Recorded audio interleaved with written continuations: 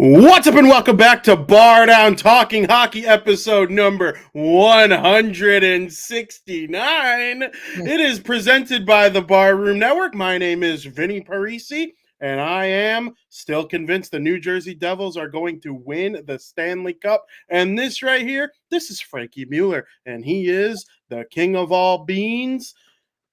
Frank, how you doing? I'm doing good. Tom didn't forget the show was on Friday this week. That's great. It's a hard adjustment for me, even as somebody who is on the show and has been on the show for 168 damn episodes, about to be 169, if you know what I mean. But I am super thrilled that everybody's kind of catching up, getting used to the fact that it's on Friday now. Stoked for the season. I during my little intro, I forgot to say that it is the home of your soon-to-be 2024-25 NHL season, the best league in the world, and we couldn't be happier to have you guys back. Hey, thank you very much for complimenting my hat. It is a nice Zeeb hat. Booyam and the Minnesota Wild are getting ready. Well, Zeeb's going back to another year at Denver, but I'm back in on the Wild. No, I think this is the draft hat from like 4 or 5 years ago. It's clean. I have the Wild's draft hat from my all-time favorite class of draft hats, the 2017 NHL draft. You know exactly which one I'm talking about there, Frank. But I say we get right into it. We got a lot of stuff to go over today in a short amount of time. We are going to do one of our first of 4 division previews, because that means there's only 4 shows between now and the 2024-25 NHL season. So we got to get this show on the road in period number 1. And in period number 1, yeah, I probably should have wore a hat of a team in this division. Do I even have one close that I can grab quickly? In this room that I'm particularly in right now, the owner of this room is somebody who is fond of a team in this division, quite fond of a team in this division, actually. But I'm not seeing a hat that fits that vibe anywhere close. Maybe I can get one while Frankie talks about it. But Frank, we have the Atlantic Division preview coming up today. Of course, the Atlantic Division, one of the best divisions in the NHL, in my opinion. You excited to talk about this division? There'll be an interesting division this year. Just taking a look at some of the teams in the division, it's very competitive, and especially when it comes to the postseason, it's always a tough run because the teams that make it, and I know that's kind of like for every division they're very competitive, but this division more often than not, when you got to run through Toronto or Tampa Bay or Boston or Florida or whoever the case may be, it's a tough gauntlet just to get to the conference finals or even the Stanley Cup. It sure is. And I'm particularly fond of this division as well. Obviously, a team near and dear to the heart of this podcast and the family, the Boston Bruins, plays in this division. I did find a Boston Bruins hat in this room. I knew I would. I'm in the land of the Bruins. I feel like I'm breathing Bruin air. But Frank, we're actually going to kick things off. So we're going to roll through each team in the division, and we're going to say one player from each team that you need to be watching this upcoming season, and something that is a strength or a weakness of each team that you think will hurt or help this team throughout the season. And then right at the end, we are going to predict the final order of the division with which of the top teams are going to be in the postseason. We'll see if Frankie thinks 4 teams from this division or 5 will go to the postseason, or 0 or 3. I mean, you know, it's either 3, 4, or 5, depending on how you think the Metropolitan Division is going to be. We'll do the Metro a little bit later on in a couple weeks. But Frank, we'll start with the Stanley Cup champion Florida Panthers. They won this division last year. What's a player you like in this division, a strength and a weakness of the team? Yeah, so it's just weird because in 2023, they barely squeaked into the postseason as the 8th seed in the East, and they were the 16th seed overall, and then they win the Stanley Cup last year. Just crazy how hockey works sometimes. But I think the one players should focus on this year for the Florida Panthers is Spencer Knight. He's the future of the Florida Panthers, and obviously with Bobrovsky number 1 for now, the bulk of the future will be on Spencer Knight.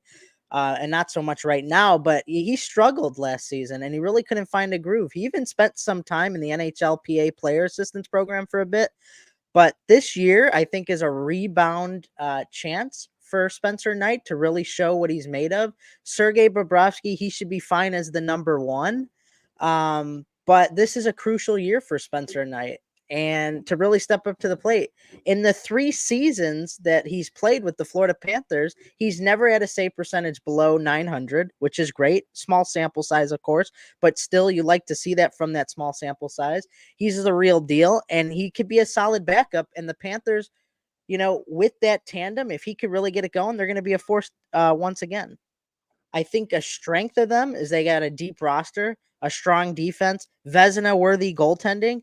However, their weakness is their depth can be a little wobbly at times and can lead to rush chances the other way, which I thought was interesting that the Florida Panthers actually allowed the most rush goals of any team this past postseason. Didn't really matter. They ended up winning the Stanley Cup, but that is something they could definitely work on.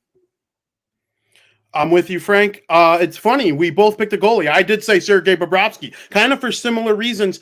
Spencer Knight is on the come up. The plan is for him to be the starting goaltender in the coming years. What does that mean for Sergei Bobrovsky as he reaches an advanced stage? You know how I feel about Bobrovsky. He's going to the Hall of Fame, right? Like, he should have won the Conn Smythe Trophy. I'm happy for McDavid, but he should have won the Conn Smythe Trophy. He was amazing in the playoffs for each of the last 2 years, kind of the last 3 years. And extra good, though, the last 2. They won the Stanley Cup. He's got that. 2 Vezina trophies that he's coming off of. And now it's going to be interesting to see how Florida transitions into maybe getting Spencer Knight a little more playing time. I assume their plan is for Bobrovsky to still play a majority of the games this season, go into the playoffs as the number 1 starter. That'll be really interesting to follow along with. But I'm excited about it. I'm happy we both picked goaltenders with this team, though, because it's going to play a big role going forward. The strength of their team, I think, is just the fact that they kind of really don't have any holes. They won the Stanley Cup for a reason. They are elite at center. They have Barkov at the top, right? That's the true number 1 center in the NHL that's great in all 3 zones. Tons of good defensemen with Forsling and Ekblad leading the way there. Matthew Tkachuk, you can argue, is their best player. I think Barkov and him each have a good case for being their best player, but Matthew Tkachuk's got that snarl. He's mean. He's kind of an asshole, and he's just got everything for them. So I do think the fact that they basically have no holes on their team is a strength to their roster.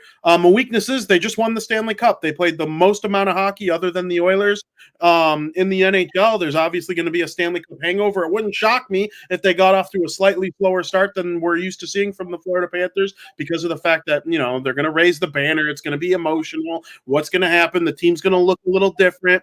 But I that's really kind of a weakness because I think they're going to be a really strong team coming into this next season. So next we got the team that came in second place in the Atlantic Division last year. That would be the Boston Bruins. Frank, player to watch, strengths and weaknesses.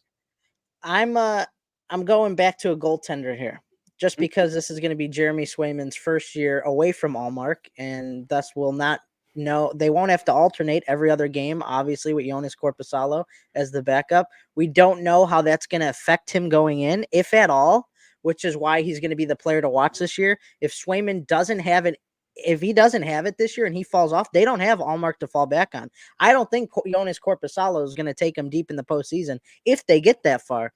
So he's definitely the player to watch here. Strength, I think their biggest strength is their coaching. They have a well-rounded coaching staff that manages the games very well. Jimmy, very good coach. Coaching staff's great. Their weakness, and this is going to affect them long-term, is their prospect pool. Bruins have been in win now mode, and they have brought a lot of veterans into to this team, which has depleted their prospect pool drastically. It's not very good. It's not high up there. It's something they're going to have to work on. So when they do have to go through a rebuild, it doesn't affect them as bad. Listen, in a handful of years, the Boston Bruins are not going to be this dominant force. A lot of people doubted them coming in to last year, losing Bergeron and Krejci. Obviously, they silenced those doubters, but a rebuild is definitely in the horizon, you would think, in the next 5 to 10 years, and they got to fill up that prospect pool. I'm with you, Frank. I picked McAvoy. I think McAvoy is a top 5 defenseman. I think most people recognize that. And it's not all about points for McAvoy. He's not going to go out there and have 80 assists like Quinn Hughes or, Cale Makar. Miro Heiskanen, the assist numbers, the goal numbers, they're not going to be there. But McAvoy, he brings plenty of offense. There's no doubt he brings plenty. But he's also as good of a shutdown defenseman as there is in the NHL. You might take him number one if it was pure shutdown two-way defenseman in the NHL. I'd probably take Makar and then McAvoy in that aspect. But McAvoy, he's one of the best. If he ever did find a way to have that one season where he scored 15 goals and have 50 assists, he probably would win the Norris Trophy. I think there's a Norris Trophy in the future of McAvoy, that 1 year where everything goes right for him offensively. It wouldn't shock me if he won the Norris in a year like that, kind of like when Drew Doughty won the Norris. Mm-hmm. Everybody knew that Erik Karlsson, Duncan Keith, Zdeno Chara, they brought a little more offense than Drew Doughty, so they were more likely to win the Norris Trophy during that time. But that 1 year that Drew Doughty kind of popped off offensively a little bit more than usual, he won the Norris Trophy. So I could see that happening for someone like McAvoy. He's the key to the Bruins on defense, and their forward group isn't as strong as it has been in years past, so they do rely on defending in every way. So I think McAvoy is the key there. The strength on their team is defense and goaltending. I am interested to see if not having an elite backup goaltender will haunt them. We've never seen Jeremy Swayman play a full season. You said that already, and he's not even signed to a contract yet. So as of right now, if the season started tomorrow, Jeremy Swayman would not be in net for the Boston Bruins. So that also is one of my weaknesses. The fact that he hasn't gotten a contract signed is an issue, and I do think they lack depth at forward. So that could keep them from winning the Stanley Cup. Maybe they go make a move. Maybe something happens where they get a little lucky with a trade or something like that, or one of their top prospects comes up and dominates. They'll get Matthew Patra back after he got hurt right after the World Juniors last year. So I think the Bruins are going to be a very good team. I just am not sure about their ceiling, but it's going to be very interesting to watch them. Now, third place in the division last year was the Toronto Maple Leafs. The Maple Leafs were, the top three teams in the Atlantic last year were three of the 7 or 8 best teams in the NHL last year, and the Toronto Maple Leafs fit right in. Austin Matthews scored 69 goals on episode 169. How we doing? William Nylander had a career year. Mitch Marner's always going to have 60-plus assists. You know what you're getting from John Tavares up this stage of his career. How will they be on defense? How will they be in goaltending? Joseph Woll's really good. I like what I'm seeing from the Leafs and coming in from the offseason. I'll go first on this one because I'm the Leafy guy here.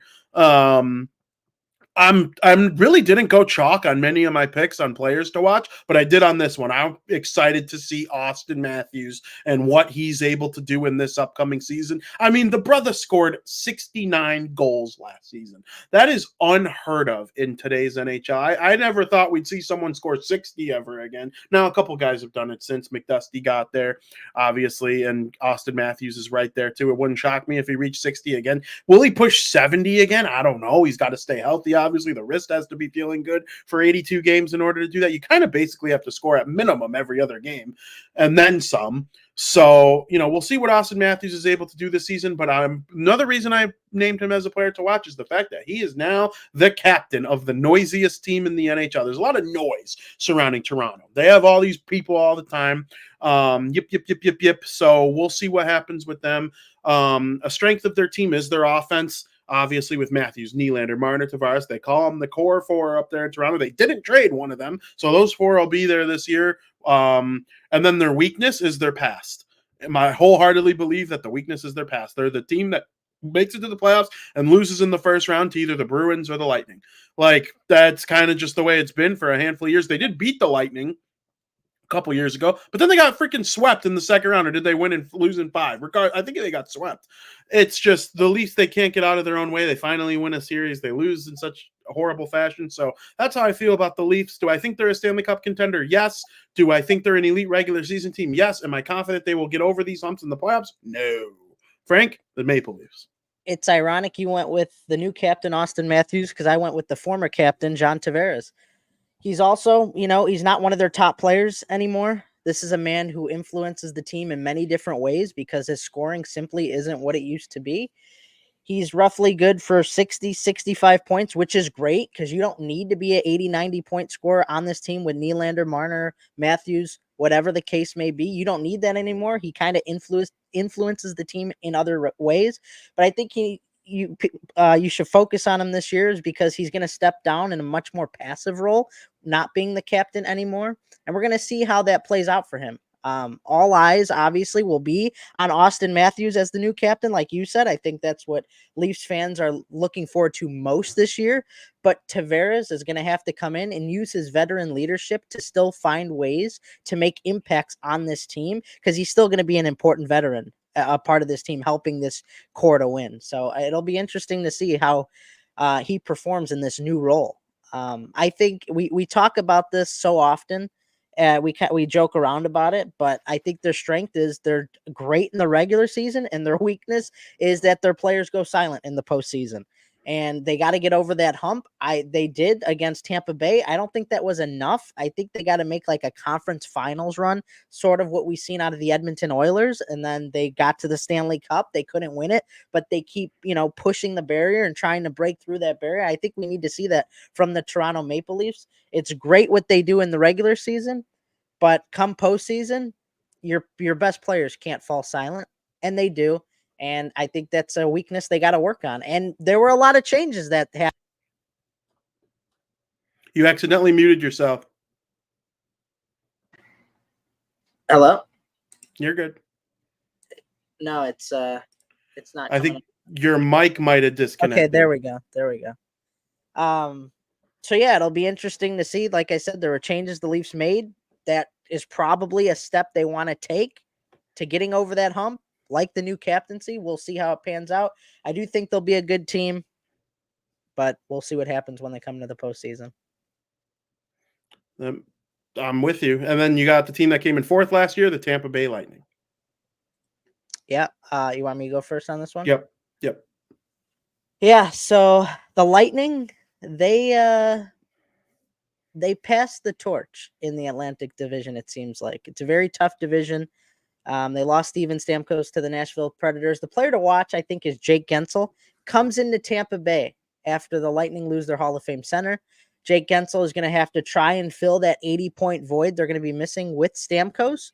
Maybe even add to that, get more than maybe 90, 100, probably pushing it, but he's got to fill that void. Center is one of the most important positions in hockey, and the Tampa Bay success can really heavily rely on how well Jake Gensel manages his new role in Tampa Bay.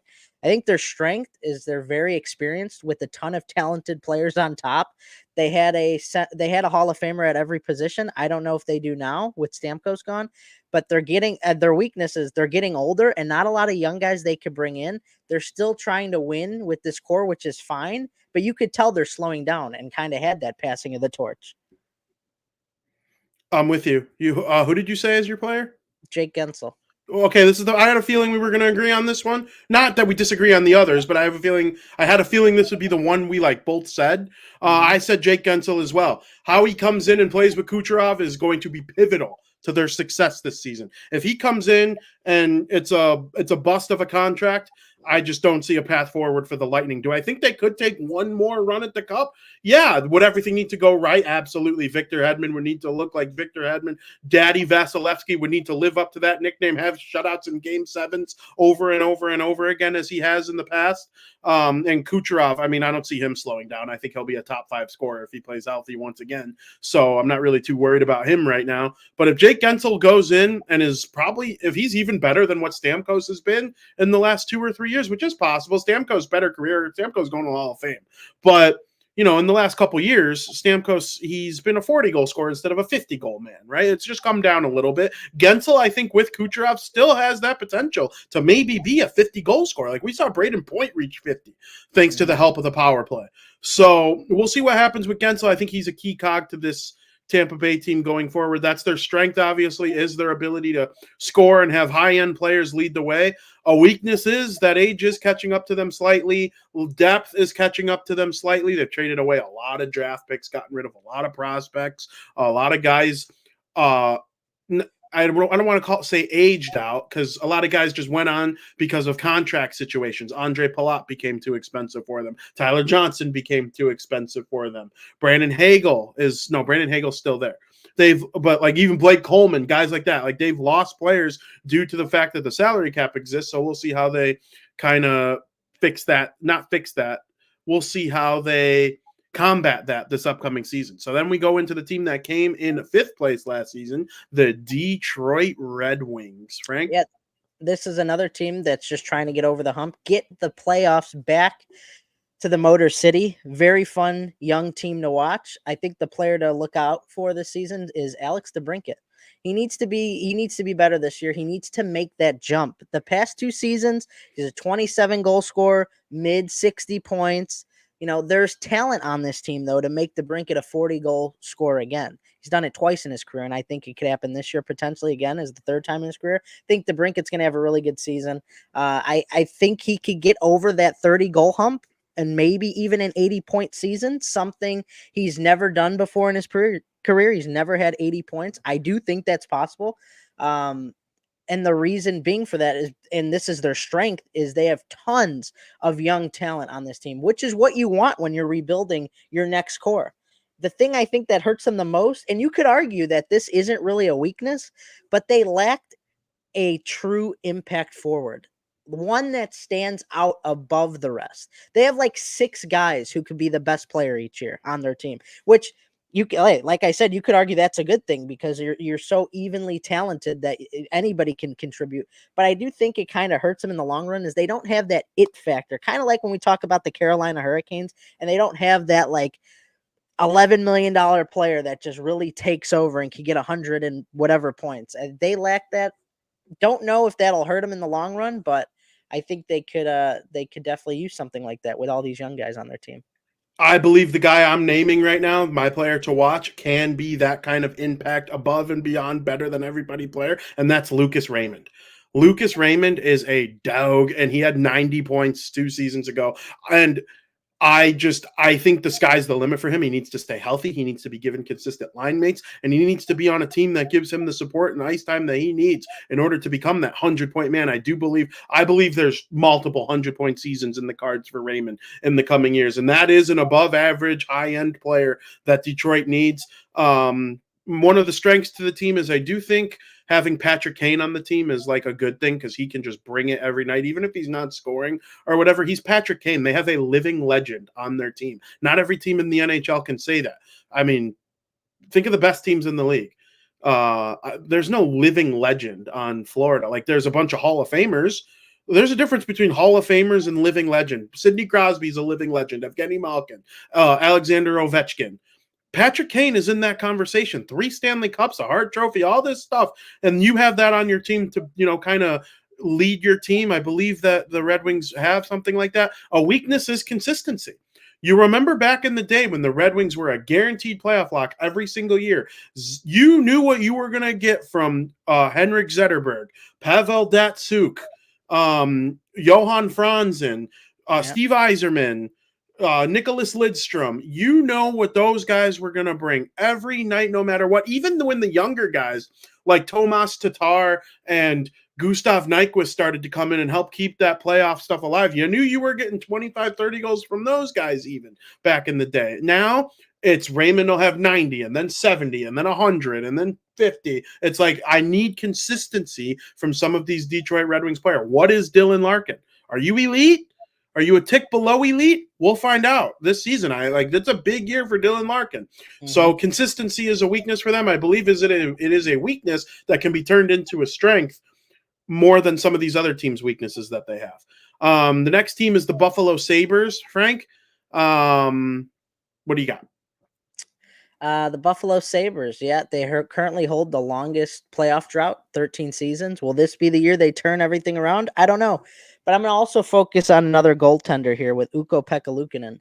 The Sabres have a goaltender that can carry them on a run in the postseason if they got there.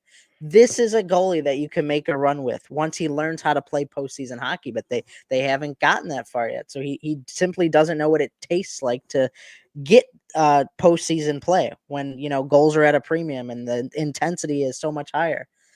But, despite the Sabres sucking last year, Ukko-Pekka Luukkonen, he was a bright spot and really showcased what the future holds with him as their number one goalie. Keep an eye on him this year because he may steal a couple clutch games throughout the season that, hey, they may give the Sabres fans some hope. Their strength, obviously, they have a deep goaltending pool. They lack a top scorer besides Tage Thompson, I think. This team isn't ready to win yet as much as we're hoping for. They need someone to go to want to play there with him. Build a winning culture. They need the free agency, somebody in free agency to want to go there and help want to turn this organization around. And we haven't seen that yet from the Buffalo Sabres. I'm with you. I named Tage Thompson as well. Well, you named Ukko-Pekka Luukkonen, but I named Tage Thompson as my guy. They need 50 from him if they're going to make the playoffs, right? That's what I'm saying. I wholeheartedly believe that. So if he has 40, which is an elite goal scoring year, I just don't think they have enough. They lost Skinner, who's a really good player. He's going to go dominate in Edmonton. Jesus, he's going to make his first career playoff appearance. He's going to pull a Ron Hainsey. He's going to, the first year he ever plays a playoff game, he's going to win the Stanley Cup. You know, one of those guys who played in the league for 10 years, makes the playoffs for the first time at like 32 years old and then wins the cup. That's going to be freaking Skinner, and Buffalo's going to look so stupid because Eichel moved on, won the cup. Ryan O'Reilly moved on, won the cup. I mean, it's just crazy what has been happening to Buffalo. I feel bad. I like Buffalo. We watched the Bills with a huge win last night. Like, hell yeah, Buffalo's awesome sports town. I can't wait to go there and eat some wing nuts. But, you know, my weakness for them is that they're the Buffalo Sabres. Like, I hate saying that about any team, but they don't have enough. I don't like their forward group that much. Thompson is a guy, he's a winger though. They don't have a number one center like everybody thinks. I mean, Tage Thompson, I guess, or no, is Tage Thompson a center technically? Regardless, I think they need more. They need one more star. I don't know if it's free agency or the draft or what. I love Jack Quinn. I think he could be a star. They've done a great job drafting in the last handful of years. It just hasn't come together yet, and until it does, I'm going to kind of have doubts about them. Frank, the Ottawa Senators, one of my favorite teams in the NHL. I don't know what it is with the Ottawa Senators. If they needed Allmark like they did this season in the offseason, did they need a good goalie to help secure wins, or what is the case here? Because they got talented players, they just can't produce. Player to watch on this team, Tim Stützle. Following a 39-goal season, couldn't find much success last year. He only had 18 goals. I think he'll be better this year. The team should have a bit more drive. Brady just saw his brother win the Stanley Cup. He's going to make the team around him hungry for victory. Stützle should have all eyes on him this season, have a really good bounce-back year.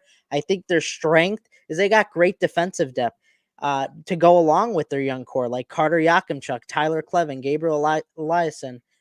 However, I think the biggest thing that hurt him last year is players can't stay healthy. Josh Norris, Shane Pinto, Thomas Chabot. They all missed large portions. They all missed large portions of the season last year. They need players on this team to stay healthy, and if not, that's going to be their biggest downfall. Yeah, Frank, I think they stink. Like, I'm sorry to say it because I like Ottawa. If I'm ranking my 10 favorite teams in the NHL, they'd crack the top 10. I like the colors. I like the team. I like the idea of Ottawa. It's just they stink. My player is Tim Stützle. I view him in the same realm as Lucas Raymond. Like, he could have 90, he could have 70, but I believe 110 is in there somewhere if everything goes right for him. I really, really do. He's one of the best players in the league. If we could redo that COVID draft, the 2020 NHL draft, Stützle would probably go number one. He's an awesome player. He's just incredible. And Brady Tkachuk is there too. You know how I feel in my love about Chabot, but you know, there's all sorts of players on there that I like. Claude Giroux, great player, going to the Hall of Fame most likely. But I just think I don't think they have enough. Allmark could make me look stupid. It wouldn't shock me if Allmark makes me look stupid because I think he's a great goalie. Ottawa, they're the worst team with a top 10 goalie. Like, it's going to be interesting to see how that changes things for them. But as of right now, I'm low on them. The strength of their team is that they have Allmark, one of the best goalies in the NHL. A weakness is I just don't think they have enough. And then the team that came in last place in the division the last couple years, Frank, is Les Canadiens de Montreal, the Bleu, Blanc et Rouge, the Montreal Canadiens, the Habs, if you will. What do you got on them? A team with a lot of history and a lot of promise, but yet to show they could get back to winning ways. My pick this season for a player, and you talked about him last week, I think it's Cole Caulfield. Changed his number to 13 in honor of Johnny Gaudreau. This could be a magical season for him. Last year was a career year. He had 28 goals and 65 points, both career highs. I feel something special out of him this year, and he's just going to develop into a more well-rounded player the longer he plays in the NHL. He's very talented. I think he's going to have another career year. And their strength, the Montreal Canadiens, they have one of the best prospect pools in the NHL. The problem is they can't find ways to get the puck to the net. They were near the bottom of the league for shots on goal per game, and they were near the top of the league for most shots on goal allowed per game. Defense and offense need to get better. They have the talent there. We'll see if they could show it. Who did you say is your player? Cole Caulfield. I like that pick. I was back and forth between him. I'm glad I went with this guy, though. I picked Uri Slavkovsky. He was awesome in the second half of the season last year. He could live up to be that number one pick. And I asked you, Frank, I think I asked you 2 seasons ago or 1 season ago, if Uri Slavkovsky turned out to be Timo Meier, would you be happy? Yeah. And you said, hell yeah. That's exactly what he looked like in the second half last year. Just a big, powerful forward that can score tons of goals, create plays, be kind of mean in the corners. Slavkovsky's a great player, and I can't wait to see more from him in the upcoming season. So, Frank, really quick, roll through 1 through 8. How you think the Atlantic Division is going to shake out? 1, I think the Maple Leafs are going to win the division. I think the Maple Leafs will finish first. We'll see how that success goes. Beyond that, 2, Florida Panthers. 3, Boston Bruins. 4, the Detroit Red Wings. 5, the Tampa Bay Lightning. 6, the Ottawa Senators. 7, the Buffalo Sabres. And 8, the Montreal Canadiens.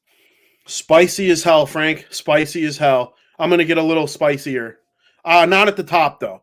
I got 1, the Florida Panthers, the defending Stanley Cup champions. They'll probably start a little slow, but I really don't see any reason that they can't be a legitimate threat to repeat. And then 2, I have the Toronto Maple Leafs. I think they're going to come in second. They'll have a big regular season, only to lose to the team in third place in the postseason, the Boston Bruins. Oh, sign me up for Leafs Bruins again. Oh, my God. That would be fun. 4, I have the Tampa Bay Lightning. I think they're going to just be the same once again. Gensel will replace Stamkos, and they'll just be a pretty good team. In 5th, I have Detroit. I think Detroit takes a step, pushes for the playoffs. 7th, I have Montreal. 6th, I have Montreal. I think they take a step this year. It's not going to shock me if they're a really, really interesting team and have a good year, kind of shocking to a lot of people. They need to stay healthy, and they need to get good goaltending. 7th, I have Buffalo. I think the Buffalo Sabres are going to kind of have a mid-year. They'll be a middle-of-the-pack team, be in the conversation to the end, but ultimately fall short, probably by like 6 or 7, 8 points. And then Ottawa, last place in the division, 8th place. I truly believe that. I could be wrong. It could be Montreal or Buffalo. It could go any of those 3 teams. But I think Ottawa falls off a little bit. Allmark is going to see what it's like to play on a truly bad team again, as he did in Buffalo. He'll have great numbers, but he's not going to win a lot. And they'll be in the mix for the lottery. Brady Tkachuk's going to want to be traded. I honestly think a shit show season is ahead for Ottawa. Like, it's going to be embarrassing. I'm worried about it too, because I like them and I feel bad, but that's just the way I feel right now. It's going to all come crumbling down. And then, Frank, of those teams, who do you have in the playoffs? For me, it's Florida, Boston, Toronto, Tampa Bay. For me, it's Toronto, Florida, Boston, Detroit. Okay, no Tampa for the playoffs for Frankie this year. Now, keep that in mind. Put a little star or something. Do what you got to do to remember who you picked when we do our playoff previews in a couple weeks. And you got to remember that when you pick your Metropolitan playoff teams. Now you can only have 4 Metro teams unless in the Metro episode you revise your Atlantic one, which you are firmly allowed to do. All right, Frank, let's move on in period number 2.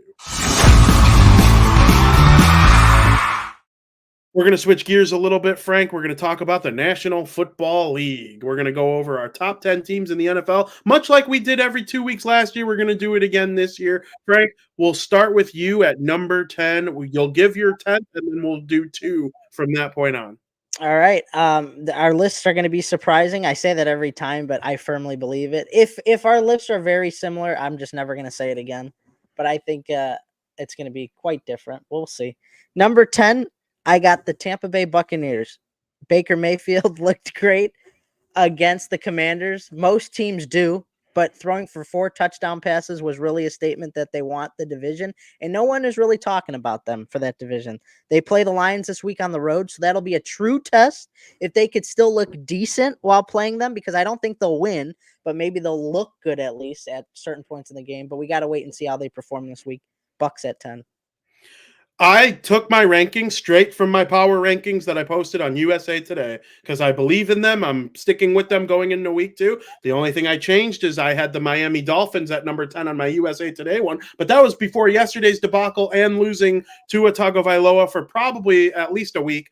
I think that lowers them in the power ranking. So I moved up the team that I had in 11th place into the 10th spot, which is the Tampa Bay Buccaneers. Frankie thinks he's the only one who watches football. He's like, our lists are going to be so different. Only I know the good teams in the NFL. Only I'm able to identify who the top teams are. The Tampa Bay Buccaneers are there in 10th. Baker Mayfield's a dog. He found a home there in Tampa Bay. And I'm walking back my Atlanta Falcons division pick. I think Tampa Bay is going to win it. I think we're both wrong. Tampa Bay is going to be the division champion by the end of the year, in my opinion, unless Atlanta really goes on a run. But when I looked at the schedule and saw, yeah, you're out of your mind. I saw that the Atlanta Falcons, their next game is like the Chiefs. It's like 3 teams that are just guaranteed to beat Atlanta. So like it's really hard. Look, they had to beat the Steelers and they did it. So I'm kind of backing off on that. But Tampa Bay at 10. At number 9, I have the Los Angeles Rams. Matthew Stafford and company had a really, really good first game. Nice comeback to get the game tied, but they didn't even get to touch the ball in overtime, and that's the rules of the regular season. So they are 0-1. But one of the teams that beat them is much higher on my list, and I believe they will go on to have a great season. I have the Los Angeles Rams at 9. All right, forget it. Our lists are the same. Number 9, I got the Los Angeles Rams. Cooper Kupp looked great. He was targeted 21 times for 110 yards. He looked like his past self from like 2021. The Rams had the lead on the road against one of the top teams in the NFL, but just couldn't hold on to it after the game went into overtime. Like you said, those are just the rules. It sucks that Puka Nacua got injured, and he'll be out at least 4 weeks. And I contemplating putting them on the list, or I contemplated them not putting them on the list, the Los Angeles Rams, because of that injury. But the way Cooper Kupp looked, they still might have what it takes to keep afloat till this team gets back to full strength. And I think when they're full strength, they'll be a force for sure. They proved that in week 1. Number 8, I got the Houston Texans. The Houston Texans, they're a really good team. Stephon Diggs proved he is going to make an impact on the team this year. He was great in their opening game. CJ Stroud made some ridiculous passes. Stroud was clutch on 3rd and 4th downs in the game, which is hard for a young quarterback to do. But Stroud, he's just that good. Getting a win on the road against the Colts was a huge positive way to start out the season, and now they have a date upcoming with the Chicago Bears on Sunday night. Frank, I have the number 8. I have the Philadelphia Eagles. They looked really, really good. I was a little skeptical on them coming into this season because of last season and the fact that they lost the greatest center of all time to retirement over the summer. But they really came out and played very well against the Green Bay Packers. And the Green Bay Packers are a good team. They're not in my top 10 because of Jordan Love's injury. Otherwise, they probably would have been there right at 10 or so. But when you got your star quarterback out for 5 weeks, you can't be top 10 on my power ranking, especially when your backup is Willis. I forget his name. Malik Willis. Yeah, exactly. So they're not making my team. The Philadelphia Eagles look really good. Loved what I saw from them in Brazil. We'll see what happens when they come back to the States. And then at number 7, I have the boys, the Dallas Cowboys. They didn't even really play particularly well in that first game, and they still dominated and destroyed the crap out of frickin' Cleveland. So I just, Cleveland sucks, right? Like they got bumped out of my top 10. But yeah, like I said, they didn't even play particularly well and they still put up all those points. We'll see if Dak is able to play well all season long. Liked what I saw from the boys in week 1, and I love setting their fans up for failure. Think they're good right now, and then by week 17, get ready to have your souls crushed. That is the Dallas Cowboys. This is where our list changes a little bit. Number 7, I got the Baltimore Ravens. They lost. It's fine. The offensive line and pass rush seemed a little bit sketchy, but this team will be a force to be reckoned with. We saw the Ravens get out some growing pains throughout the game. This team's too talented to just let 1 week get in everyone's head. They were a pinky toe literally away from tying the game, and who knows what happens from there. They might give the reigning Super Bowl champs defeat in overtime. They were going for 2, though, so the game probably wasn't going to overtime. We don't know how that would have panned out. But I got the Baltimore Ravens at 7. At 6, I got the Philadelphia Eagles. The Eagles' offense shined in Brazil without their Hall of Fame center, Jason Kelce. The tush push was still able to be executed. It did work. However, I didn't love the defensive problems that they had. Maybe that was because of the neutral site and all that jazz. However, I like the way that Jalen Hurts played and the way Saquon Barkley fit into their system. He was great. He could be a game changer on the Eagles this year if he performs the way he did in that game, every game. Like that, he was unbelievable. I think they could be really good if their defense could just kick it up a little bit. I like that, Frank. At number 6, I have the Houston Texans. The Chicago Bears are going to be facing them this week, so maybe the Bears will crack the top 10 next week if they go out there and have a really good performance. And Caleb looks a little more like himself against the Houston Texans. That pass rush is unbelievable with Will Anderson from Alabama leading the way. CJ Stroud's one of the best quarterbacks in the NFL, and I really like what I've seen from Houston so far. And getting that win over the Colts wasn't easy. The Colts are a good team too. They are just outside my top 10 too. They're one of those teams that could creep onto this list at any point too. Anthony Richardson's a dog. And anybody who's late to the party, I'm sorry, but he's a dog. If he could stay healthy, he'll have a big year with Indy. And then at number 5, I have no one circles the wagon like the Buffalo Bills. The Bills have been super good through 2 games so far. I love what Josh Allen is kind of showing so far. He's right now, because I think Joe Burrow is still that wrist man.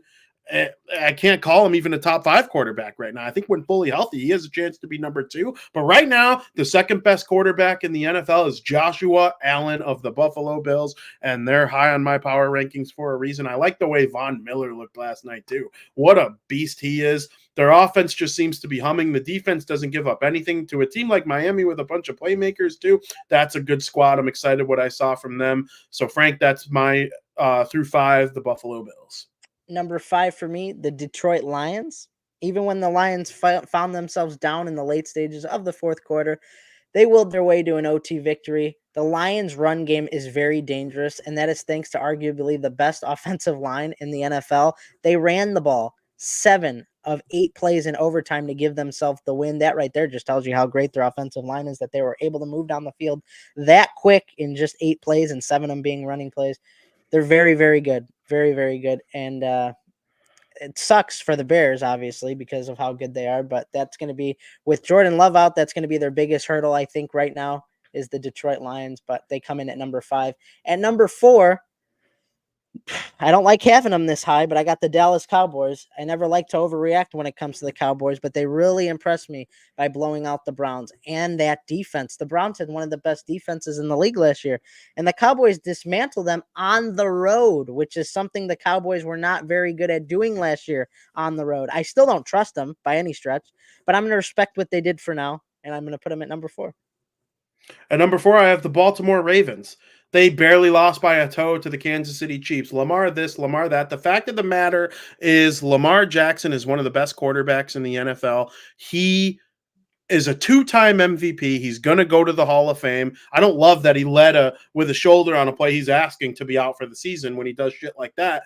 But they're one of the best teams. They have tons of weapons. Their defense is good, and the Kansas City Chiefs give them fits. I don't think they're as good as them, but they can pretty much beat anybody else. With that performance, Lamar didn't even play that well in the passing game. He played very well in the passing game last year.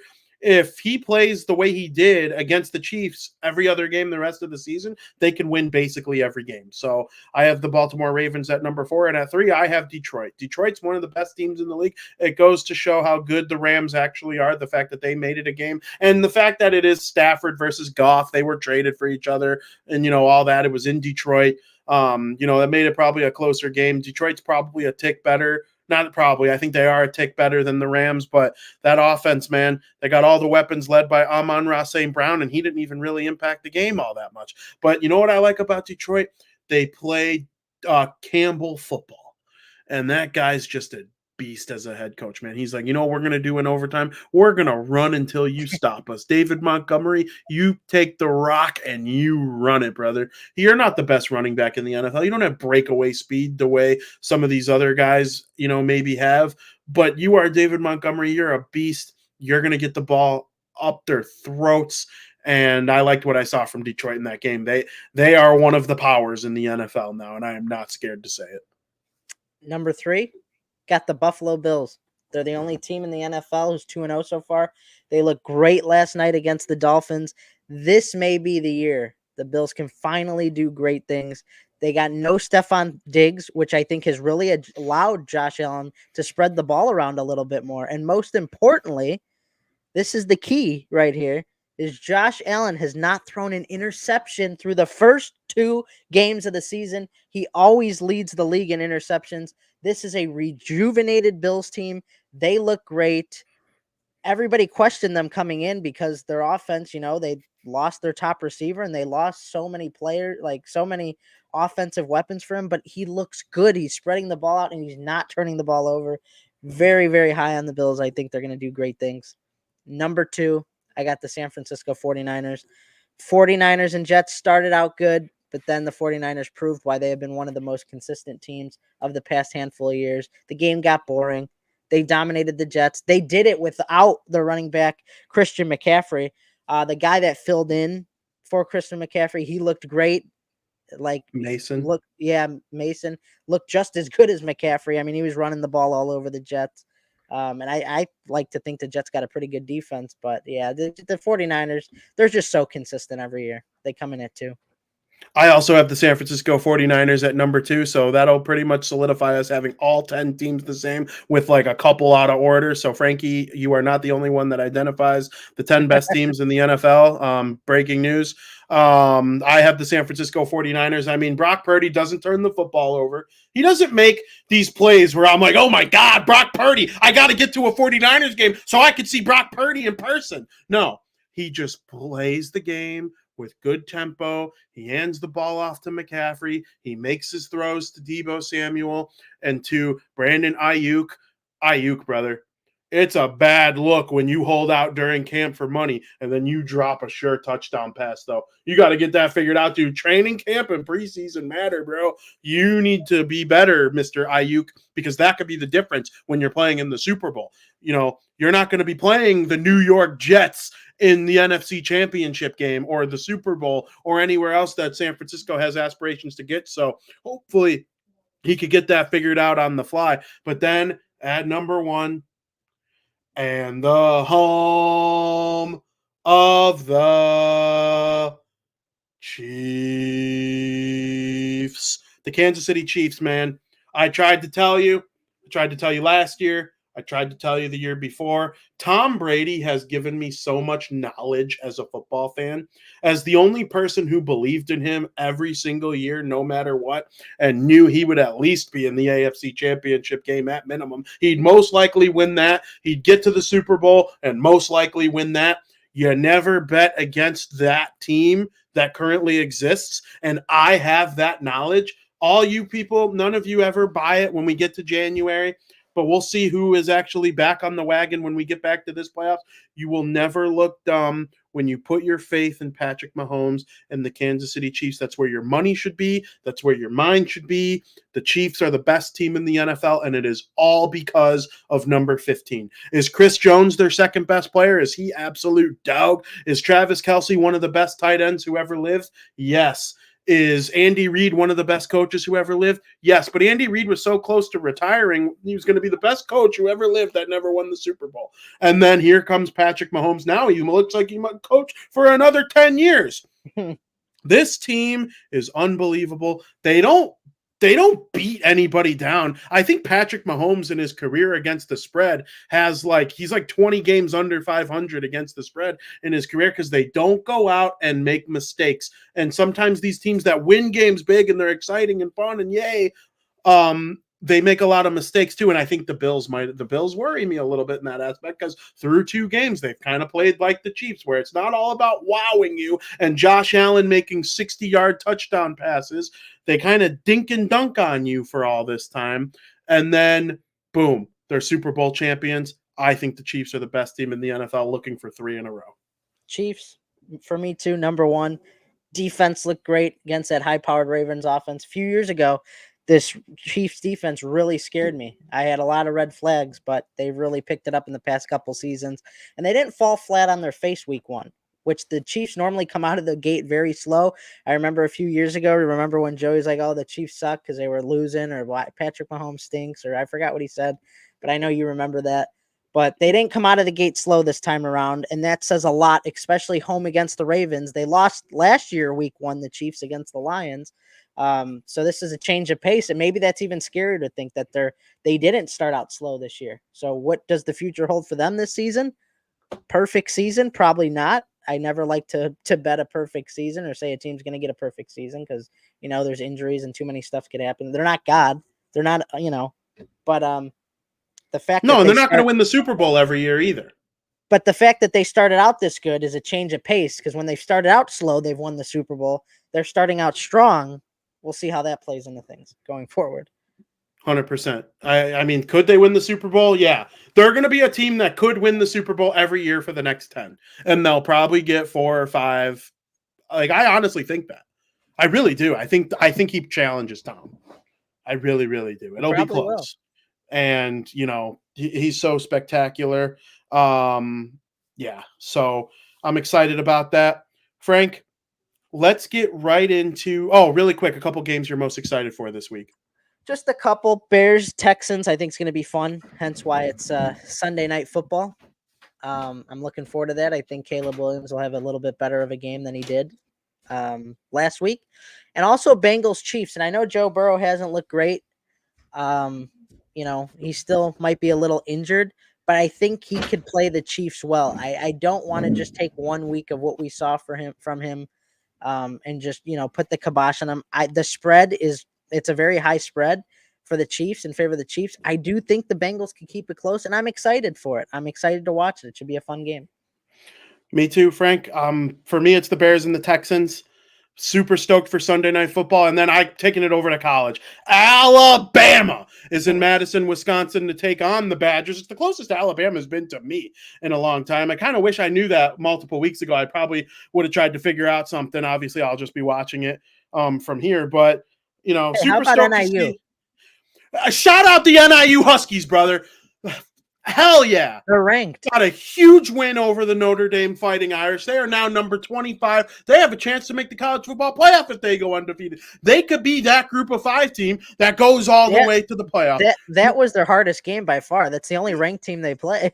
But they play NC State in 2 weeks, or 3 weeks, I guess, 2 games, and they were ranked before getting shellacked by Tennessee. If they beat NC State, they might make the playoff. If they beat NC State, they just got to run the table on the MAC, and they will be in the playoff, and that would just be so cool. So got to kill Buffalo this weekend to stay ranked, I think. Not this weekend. This is their bye. Thank God. Because last year they beat Boston College, big win in week 1, and then lose week 2 to freaking Western Michigan. You got to have this bye, get rested, be ready for Buffalo in 2 weeks at home. Your boy will be there, super stoked. I think walking tacos are on the docket for the tailgate. Right. So you want to go to the tailgate if you're coming to NIU. But yeah, huge win. Best win in NIU history. Super stoked for the season. Been near the top of the mind for the last week how excited I am about NIU football. And then LSU versus South Carolina, the game day game. What a freaking matchup that ought to be. South Carolina's 2-0. They're not ranked, but if they have a good showing against LSU, anything is possible. So we'll see what happens there, Frank. But I think it's time we head on over to period number 3. And in period number 3, we will kick things off with America's favorite podcast segment of the week, Breaking Bets.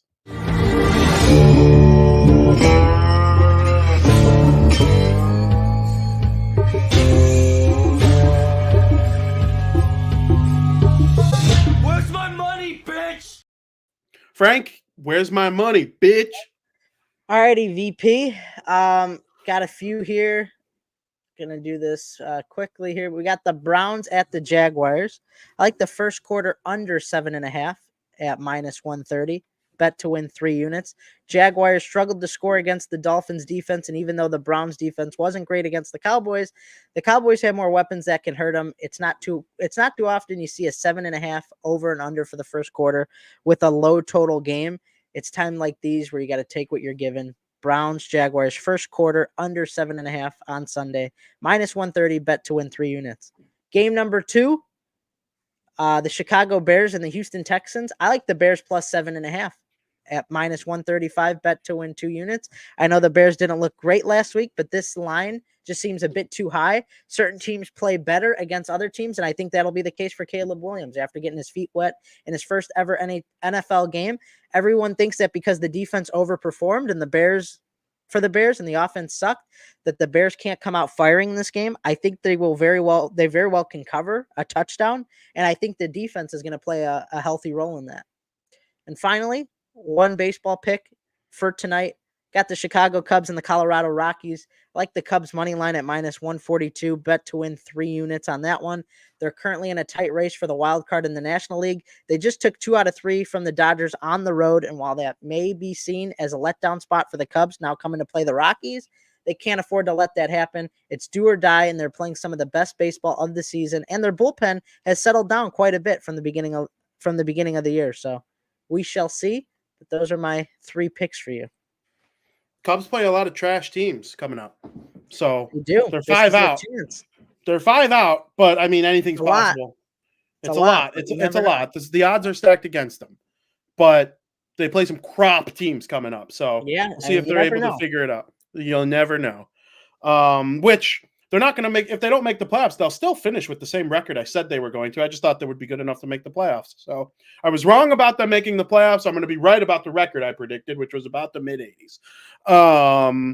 Frank, some quick NHL housekeeping. Luke Hughes has a shoulder injury that's going to keep him out for the next 6 to 8 weeks. That'll just be mostly training camp and early on in the regular season. So he should be fine for most of the season. To the Flyers fan chirping me about that in my Twitter DMs, you're hilarious because Luke Hughes is still going to come back and have more points than any Flyers defenseman will have throughout the whole season. Prospect rosters are being released around the league for the prospect challenges that are going on. You could go to any of your favorite teams' NHL pages and check them out. I will be all over the Chicago Blackhawks for Chicago Hockey Now. Their first game is tonight against the St. Louis Blues. Very excited about that. And there will be pieces coming up from me and my colleague, friend, Jim Lynch on Chicago Hockey Now. So make sure you go check that out. The PWHL, Frank, has released their names. I can rattle those off for you quickly. The last year they were just based on their city name, but this year the original 6 will be the Boston Fleet, the Minnesota Frost, the Montreal Victory, the New York Sirens, the Ottawa Charge, and the Toronto Scepters. I didn't have a team that I believed I considered mine, but the New York Sirens are playing their home games this season at the Prudential Center. So we will see if that becomes my adopted PWHL team. And then Torrey Krug, he's going to miss the entire NHL season due to having surgery. We are praying for him for a speedy recovery and to be back ready for next year. And then Sidney Crosby, when asked in Vegas during an NHL media event about his next contract, he believes he is optimistic about his chances of re-signing with the Pittsburgh Penguins. Frank, got anything left on your chest before we get on out of here for the weekend? Nothing. I don't think that's a lot of information. I'm glad the PWHL finally has team names. I think that's something they were missing. Feels more official now. So I enjoy that. But yeah, that should be it. Couldn't agree more, Frank. Thank you to everybody for listening. We enjoy each and every one of you and are thankful to all of you for watching our show. And we will be back next week when we will preview the Pacific Division. Connor McDusty time. And as always, Frank, thank you for listening.